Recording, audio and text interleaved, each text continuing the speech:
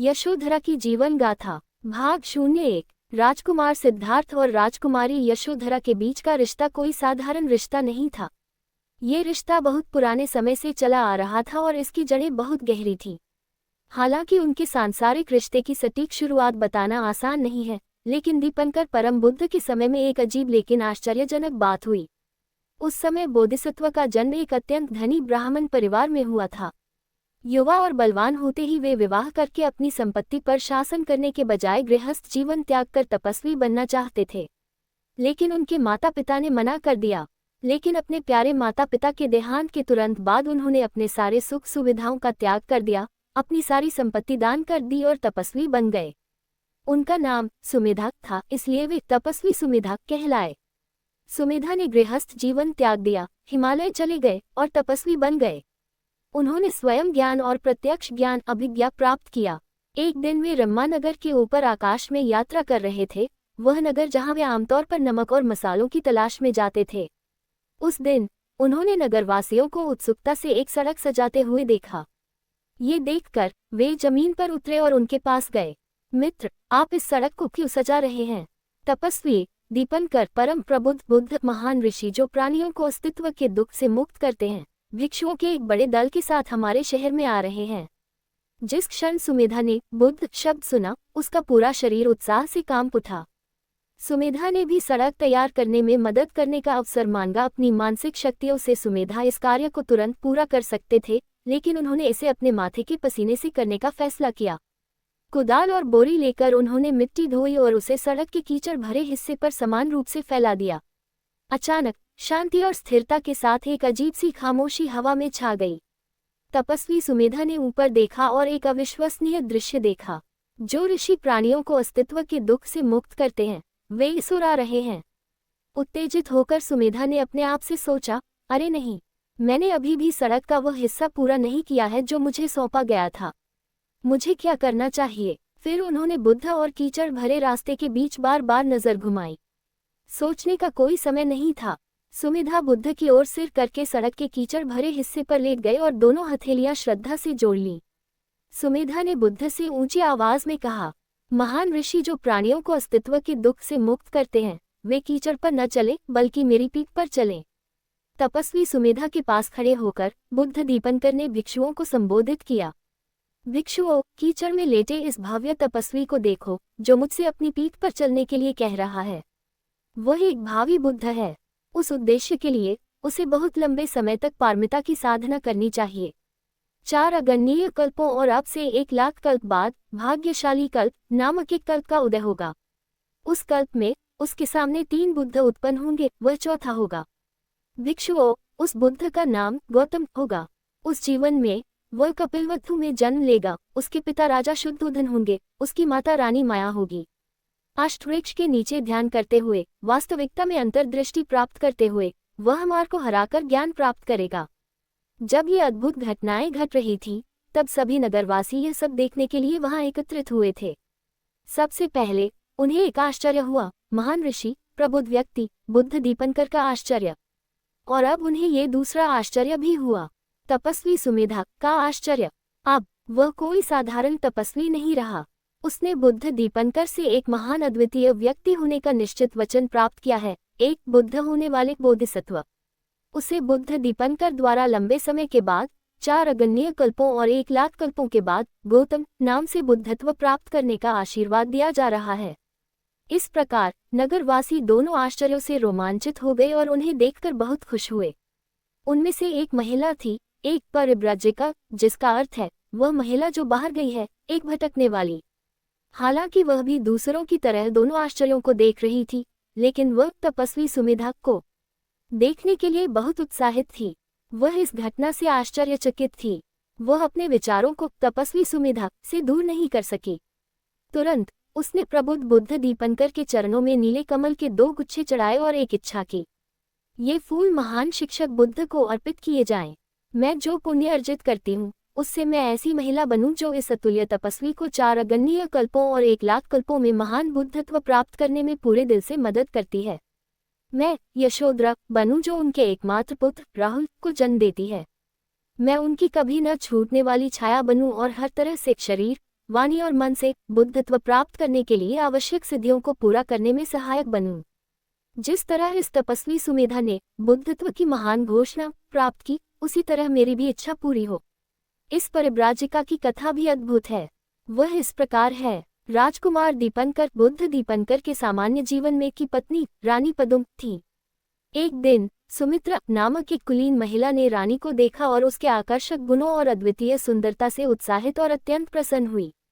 उसकी महिमा और ऐश्वर्य ने उसके दिल को गहराई से छू लिया। जिस क्षण उसने उसे देखा, वह रानी पदुम की महिमा के अलावा और कुछ नहीं सोच सकी। अंततः वह एक निर्णय पर पहुंची। जबकि उसके अमीर माता पिता और रिश्तेदारों ने इनकार कर दिया, उसने सब कुछ पीछे छोड़ दिया और अपना जीवन बेघर कर दिया। वह एक परिव्राजिका बन गई। वह ब्रह्मचर्य का जीवन जीकर अधिक पुण्य एकत्र करना चाहती थी। वह उस समय बहुत कम परिव्राजिकाओं द्वारा पालन किए जाने वाले कठोर ब्रह्मचर्य का पालन करके बहुत सारा पुण्य संचित करना चाहती थी। वह पुण्य एकत्र करना चाहती थी और सामान्य जीवन में बुद्ध की पत्नी पदुम की तरह रानी बनना चाहती थी।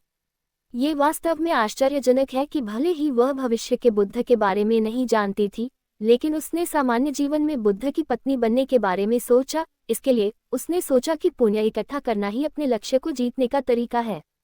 पुण्य इकट्ठा करने के लिए उसने ब्रह्मचर्य का जीवन जीना चुना।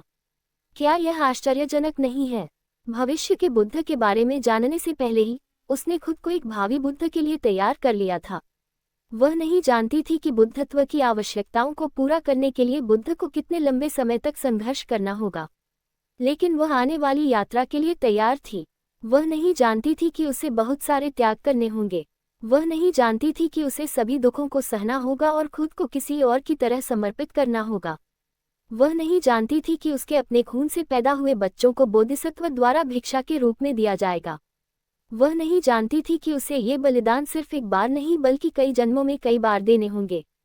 वह नहीं जानती थी कि उसे पुरुषादों, नरभक्षियों, क्रूर राक्षसों और जंगली जानवरों का भोजन बनकर अपने जीवन का बलिदान देना होगा।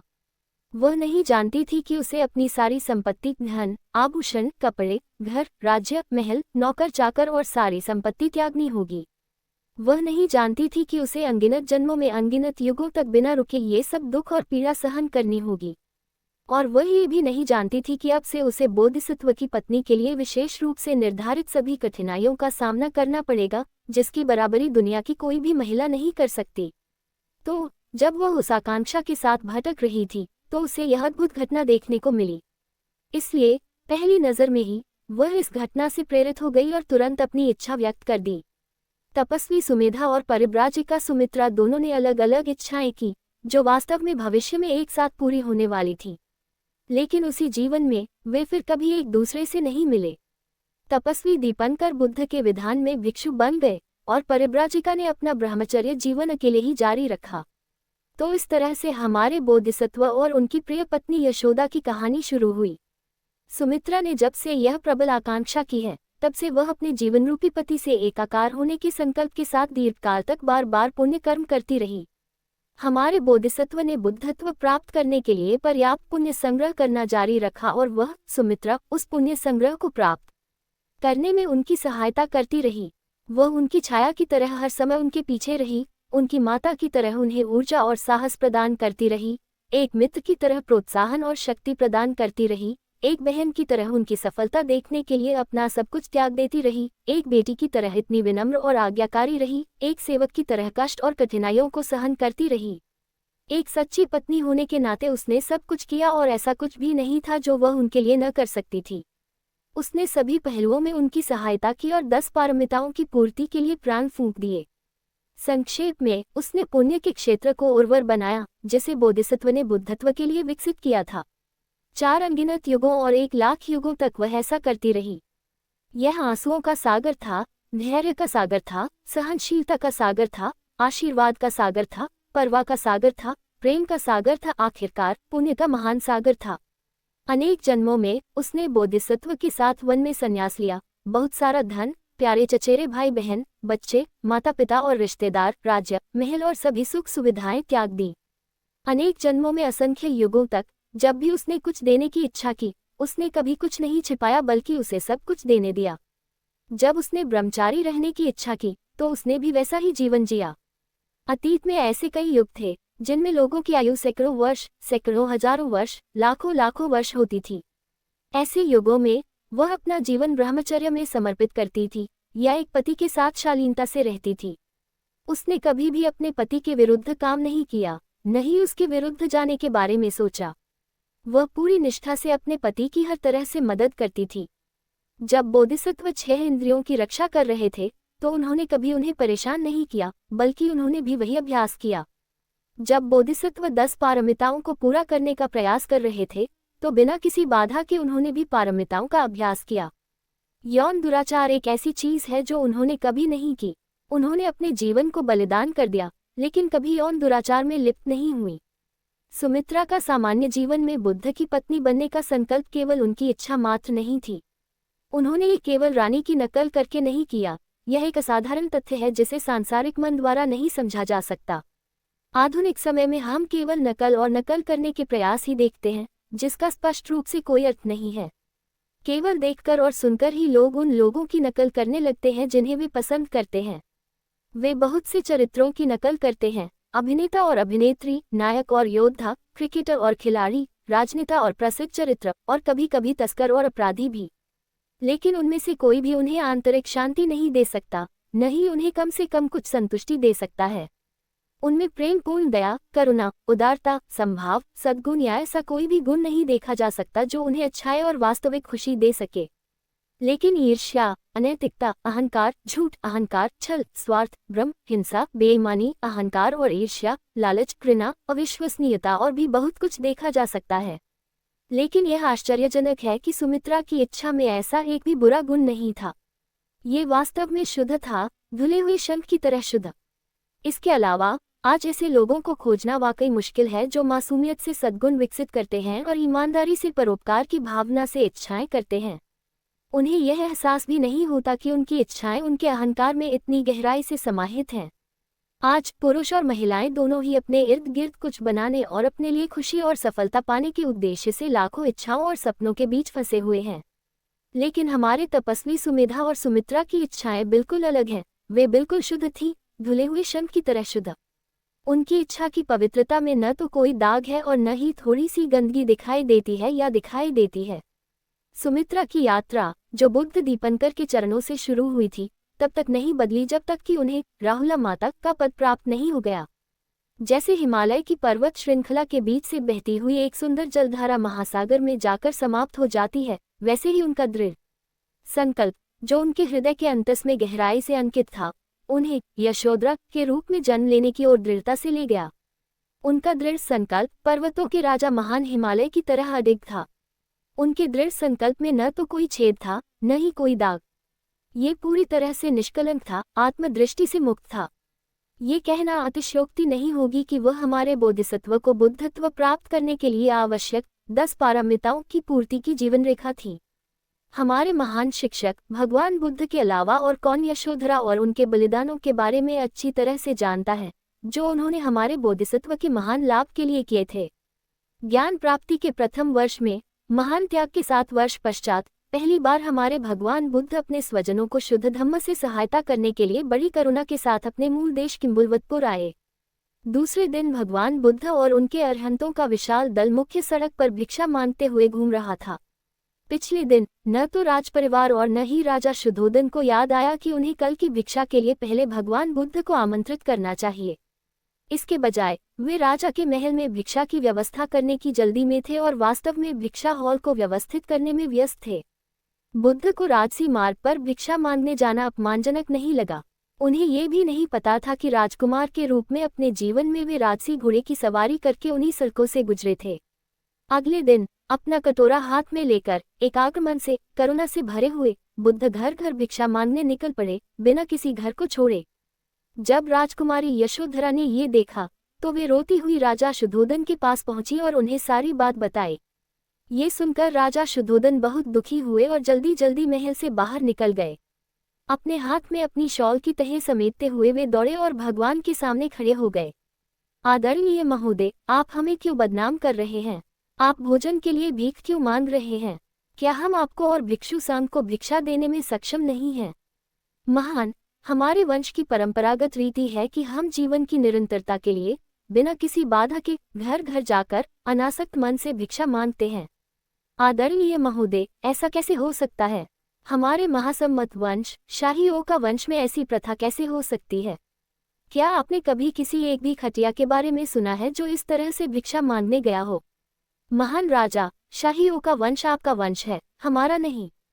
हमारा वंश उन मुक्त मन वाले बुद्धों का वंश है जिन्होंने दैत्यों को त्याग दिया और मध्यम मार्ग पर चलकर मार की सेनाओं को पराजित किया और सभी दोषों पर विजय प्राप्त करके सर्वज्ञ ज्ञान के माध्यम से सभी घटनाओं को अपने हाथ की पीठ की तरह समझ लिया।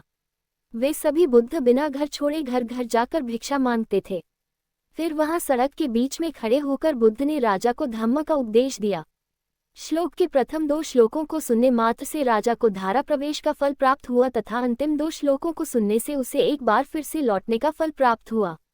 बाद में महाधम्पाल जातक कथा सुनने से उसे फिर से न लौटने का फल प्राप्त हुआ तथा राजसी श्वेत छत्र के नीचे राजसी शैया पर लेटे हुए उसे अरहंत पद की प्राप्ति हुई तथा उसी दिन उसे अंतिम निर्वाण प्राप्त हुआ। भिक्षा देने के बाद जब बुद्ध भिक्षा देने वालों को धम्म प्रवचन से प्रसन्न करने वाले थे तो उन्होंने यशोधरा की अनुपस्थिति पर ध्यान दिया।